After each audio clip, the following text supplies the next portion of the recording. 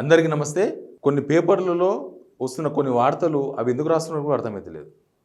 రాసేవాళ్ళు జర్నలిస్టులే. ఆ పేపర్లు మళ్ళీ మీ ప్రజాపక్షం, మేమంతా ప్రజలతో ఉన్నామని చెప్పుకుంటారు. ప్రజలంటే ఇట్లాంటి వార్తలు ఎందుకు వస్తావో కూడా తెలియదు. మంత్రులు బీ అలర్ట్ ఏమని పని కట్టుకొని బదనాం చేస్తున్నారు. సీఎం బేస్లెస్ ఆరోపణలు చేసే వాళ్ళపై చర్యలు తీసుకోవాలని సూచన. ఎవరు బేస్లెస్ ఆరోపణ చేసే వాళ్ళు అంటే రాష్ట్రంలోని మంత్రులను సీఎం రేవంత్ రెడ్డి అలర్ట్ చేశారు. మంత్రులపై పనిగట్టుకొని చేస్తున్న ఆరోపణల విషయంలో జాగ్రత్తగా ఉండాలని సూచించినట్టు తెలిసింది. మంత్రులు అక్రమాలు చేస్తున్నట్లు ఇటీవలి కాలంలో ప్రతిపక్ష నేతలు ఆరోపణలు చేస్తూ వస్తున్నారు. అబద్ధాలతో బద్నాం చేసేలా ప్రతిపక్షాల వ్యవహార శైలి ఉన్నందున శాఖల్లో మరింత అప్రమత్తంగా ఉండాలని సూచించినట్టు తెలుస్తున్నది. ప్రభుత్వం ఏర్పాటు అయిన 6 నెలల కాలంలోనే విపక్షాలు ఈ రకంగా మంత్రులపై తప్పుడు ఆరోపణలు చేయడాన్ని సీఎం సీరియస్గా తీసుకోవడం మంచి పరిణామం. దీంతో ప్రభుత్వంలో జరుగుతున్న పనులపై తప్పుడు లీకులు ఇస్తున్న వారిపైన నిఘా పెట్టాలని, డిపార్ట్మెంట్లో కింది స్థాయిలోనూ అక్రమాలకు తావు లేకుండా చూడాలని సీఎం రేవంత్ మంత్రులకు సూచించారు. ఈ లైన్లో అక్రమాలకు తావు లేకుండా చేసుకోండి అనేది మంచి సూచన మంత్రులకు నిజంగానే. ఎందుకంటే కింది స్థాయిలో ఏం జరుగుతుంది, కానీ తప్పుడు లీకులు ఇస్తున్న వారిపైన, లీకులు ఇచ్చే వారిపైన అంటే డిపార్ట్మెంట్లో ఏం జరిగినా ఎవరు ఏం చెప్పొద్దు బయటికి. ఇక మనం ఎక్కడ పోతున్నాం, మళ్ళీ మనం కూడా రాజరిక వ్యవస్థ వైపే పోతున్నాం. రాజరిక వ్యవస్థనే మళ్ళీ మనం ప్రజాపాలన అని చెప్పుకొని మళ్ళీ రాజరిక పాలన వైపు ఎవరు మాట్లాడొద్దు, ఎవరు ఎక్కడ చెప్పొద్దు, ఏం జరిగినా ఎవరు మాట్లాడొద్దు, ఏం జరిగినా ఎవరు ప్రశ్నించొద్దు, ఆడికే వస్తుంది కథ. ఇది మంత్రులను సూచించారు. ఆయా మంత్రులు ఎప్పటికప్పుడు రివ్యూలు చేసుకుంటూ తీసుకునే నిర్ణయాలను ప్రజల్లోకి తీసుకెళ్లాలని చెప్పినట్టు తెలిసింది. తనపై కూడా లేనిపోని సృష్టించే విధంగా ప్రతిపక్షాల తీరు కనిపిస్తున్నదని, లోక్సభ ఎన్నికల తర్వాతనైనా వారి తీరు మార్చుకోకపోతే తగిన రీతిలో సమాధానం చెప్పాల్సి వస్తుందని పేర్కొన్నట్లు సమాచారం. తగిన రీతిలో సమాధానం చెప్తారంట. పొలిటికల్గా మీరు ఏమైనా సమాధానం చెప్పొచ్చు. తప్పుడు ఆరోపణలు వచ్చినప్పుడు మంత్రులే స్పందిస్తే అయిపోతుంది కదా.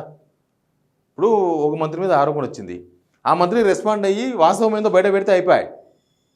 ఇంకా మళ్ళీ ఒకసారి అవతలలో ఆరోపణ చేయరు, అవతల నోరు మూవించవచ్చు.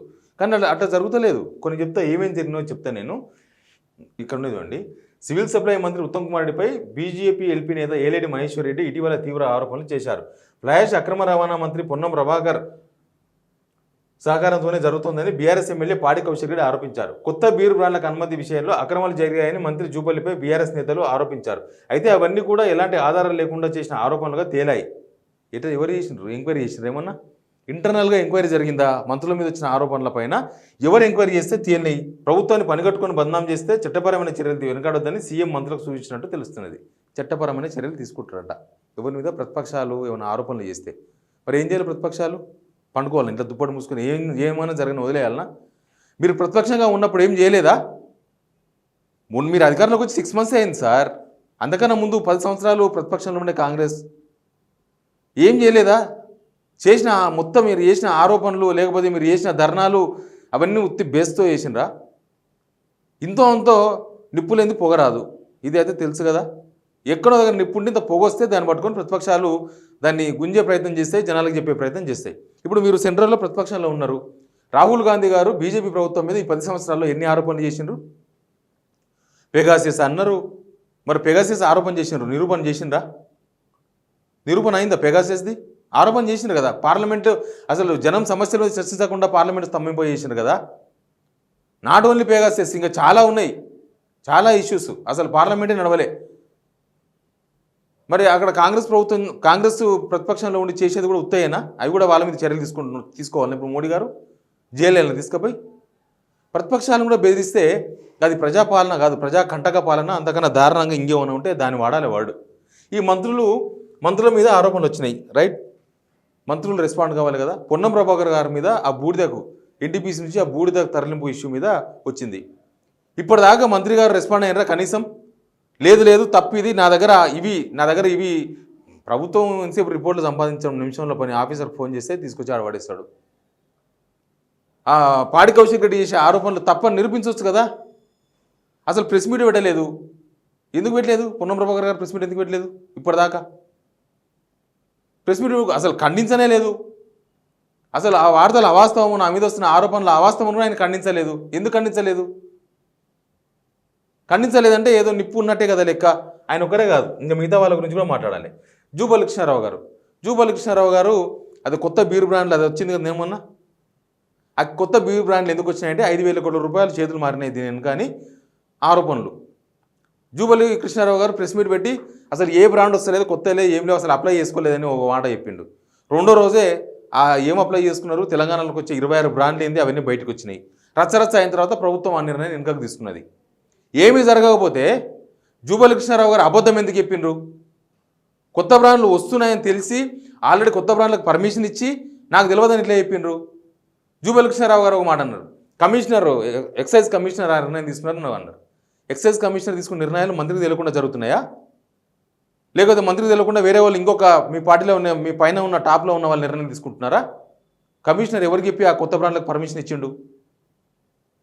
మీరు అబద్ధం ఆడినట్టే కదా. అక్కడ మీకు తెలియదని చెప్పి తెలియనట్టు యాక్ట్ చేసిండ్రు. ఏమైంది? 2 రోజుల్లో బట్టబాలైంది. కాగానే నాకు తెలియదు అని మొత్తుకున్నారు. ఇదంతా రచ్చరచ్చ కాగానే ఆ నిర్ణయం వెనుకకు తీసుకున్నారు. మళ్ళీ 5,000 కోట్ల రూపాయల చేతులు మారినాయి కాబట్టి మీరు ఈ నిర్ణయం వెనుకకు తీసుకున్నారు అనలేరా? అనొచ్చు కదా. మీరు ఏమి అక్కడ అవినీతి జరగకపోతే మరి అన్నట్టుగానే ప్రభుత్వం అన్నట్టుగానే కొత్త బీర్లో కొత్త బ్రాండ్లు రావాలి కదా, రాలే కదా. వెనుకకు పోయినా ఎందుకు? మీ మీద ఆరోపణలు నిజమని ఇదొక నిరూపణగా చూడాలనా? ఇవే ఆధారాలుగా చూడాలన్నా? మీరు వెనుకకు తీసుకోవడమే. ఉత్తమ్ కుమార్ రెడ్డి గారు ఆ సివిల్ సప్లైకి సంబంధించిన ఆరోపణలు వచ్చినాయి ఆయన మీద వచ్చి 1,100 కోట్ల ఆరోపణలు. 1,100 కోట్ల ఆరోపణలు ఏంది? మార్కెట్లో 40 రూపాయలకో 35 రూపాయలకో 45 రూపాయలకో బియ్యం దొరుకుతుంటే హాస్టల్స్ కోసమని 57 రూపాయలకు ఉన్నారు బియ్యం. 57 రూపాయల బియ్యం రేపు తెలుస్తుంది. రేపు హాస్టల్స్కు పోతాము, అక్కడ కూడా తెలుస్తుంది. హాస్టల్స్కి ఎవరైనా పోతే తెలుస్తుంది. ఆ 50 రూపాయల క్వాలిటీ బియ్యం ఏమన్నా ఎంత క్వాలిటీగా ఉన్నారో కూడా తెలుస్తుంది. దాని మీద నిజానికి ఉత్తమ్ కుమార్ గారు రెస్పాండ్ అయ్యింది. ఇంకా వీళ్ళకన్నా నయ్యం. ఉత్తమ్ కుమార్ రెడ్డి గారు రెస్పాండ్ అయ్యి తప్పిది అసలు మేము బియ్యమే కొనలేదు, నిరూపించండి బియ్యం ఏమన్నారని ఒక కౌంటర్ని ఇవ్వగలిగినారు.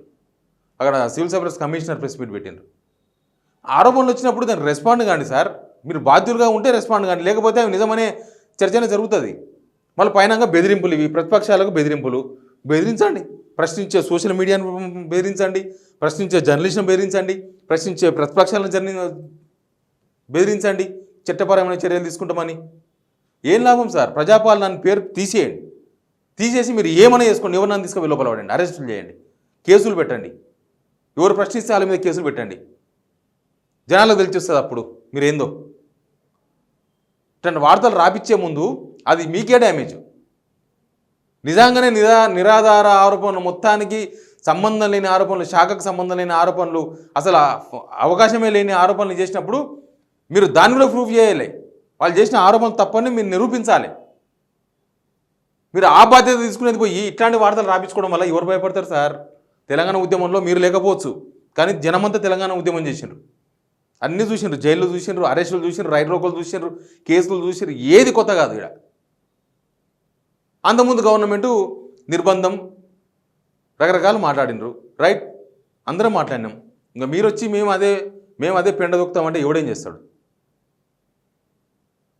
ఇట్లాంటి వార్తలు రాపించే ముందు జాగ్రత్తగా రాపించుకోవాలి. ఇట్లాంటి వార్తలు రాపించిన వార్తలు ఇవి అన్ని పేపర్లు రావు, 1-2 పేపర్లనే వస్తాయి. ఒక పేపర్ వేరే పనులు బిజీగా ఉంది, ఈ పేపర్కి ఇప్పుడు పని లేదు, ఇది రాసిన వార్త. వేరే పేపర్ వేరే పనులు బిజీగా ఉంది, వేరే రాష్ట్రంలో అధికారంకి వచ్చిన వాళ్ళంతా అక్కడ ఉన్నారు. ఇప్పుడు వీళ్ళకేం పనిపాట లేదు. ఇప్పుడు ఈ పనిపాట లేకపోవడంతో ఈ వార్త ఇప్పుడు ఎదురు చూస్తారు. సాయంత్రం కాగానే మాకు ఏం వార్త వస్తుంది, క్యాంపు నుంచి ఏం వార్త వస్తుందని వణుకుతుంటారు అనమాట జనం. కొంతమంది ఈ వార్త రాసేవాళ్ళు లక్కున అందుకుంటారు అనమాట. అది ఏం వార్త, అది ఎంతవరకు నిజము, ఎంతవరకు అబద్ధము, లేకపోతే జనాలు ఎట్లా అర్థం చేసుకుంటారు, లేకపోతే ఇది ఏంది, దీన్ని రాయచ్చా రాయకూడదు, ఏం లేదు. వచ్చిందంటే ఇంకా బంగారం వచ్చినట్టే రాయడమే వార్త. ప్రతిపక్షాలు కూడా ఏం అడగొద్దంట. మీరే డిసైడ్ చేయండి జనాలారా. ప్రతిపక్షాలు మాట్లాడకూడదు, జర్నలిస్టులు మాట్లాడకూడదు. ఇంకా మనం ఏడిపోయినాం. ఇంకా మన తెలంగాణ మళ్ళీ ఏడిపోతుంది. 6 months క్రితం ఎట్లా ఉన్నారు, ఇప్పుడు ఎట్లా తయారైనారు వీళ్ళు. Please subscribe signal TV.